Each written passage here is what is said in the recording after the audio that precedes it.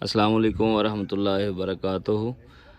Breeding season शुरू हो गया है, तो अभी हम जानवरों को डिवर्मिंग कर रहे हैं। साथ में विटामिन ई और सोडियम सैलिनेट के इंजेक्शन लगा रहे हैं। ये अभी हम जी बताते हैं। कोशिश करनी चाहिए कि आपने जो डिवर्मिंग करनी है वो हमेशा ड्रेंचिंग गन से करें। ये हम आपको बता रहे हैं, लेकिन आप कहेंगे ये बता हमें ड्रेंचिंग गन कर रहे हैं, खुद ये नालके से दे रहे हैं। तो मसला ये है कि ड्रेंचिंग गन हम ले के आए थे, ये ड्रेंचिंग गन हम ले आए थे, ये निकली ख़राब। इस वजह से हम जो है नालके का इस्तेमाल कर रहे हैं।